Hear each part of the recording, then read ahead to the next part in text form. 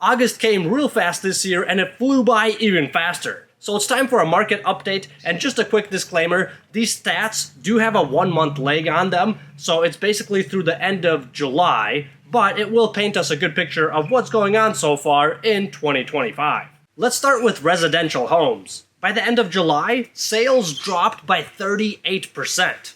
So the inventory is a lot higher and homes are not selling as fast. Last year, in the month of July, 41 homes were sold, but this year, only 21 homes sold. So the number of homes sold was literally almost cut in half.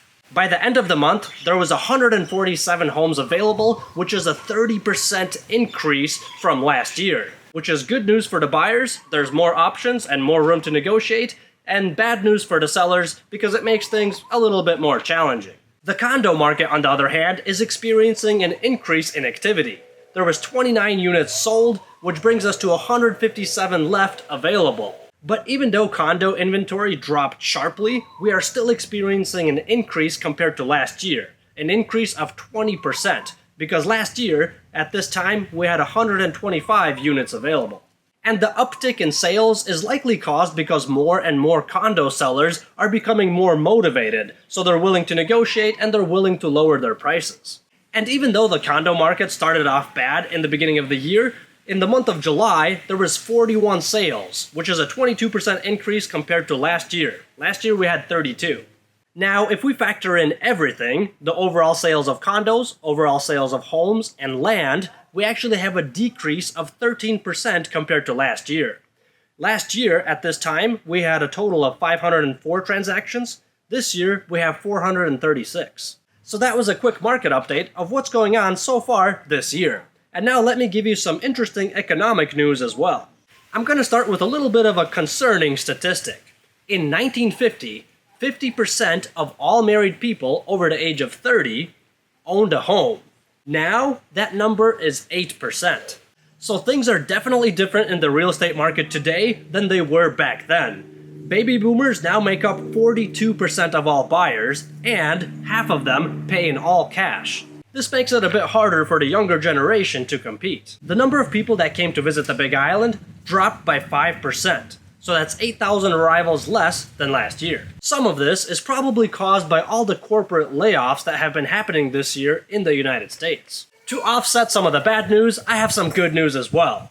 The Kona Airport was awarded $5.5 million in federal funds to fix our runways.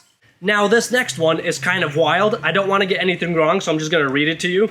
So check this out. Hawaii wants to reduce the state's greenhouse gas emissions by 50% by 2030. Now check out how they decided to get this done.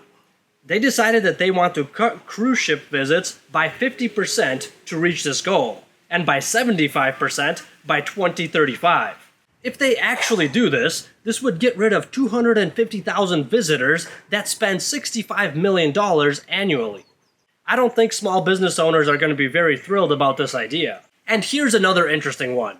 A long-term, ongoing study about the impact of short-term vacation rentals on the Hawaiian market has finally been complete. Here are some of the highlights. STVRs bring in over $700 million annually, which is even more than hotels, which come in at $500 million.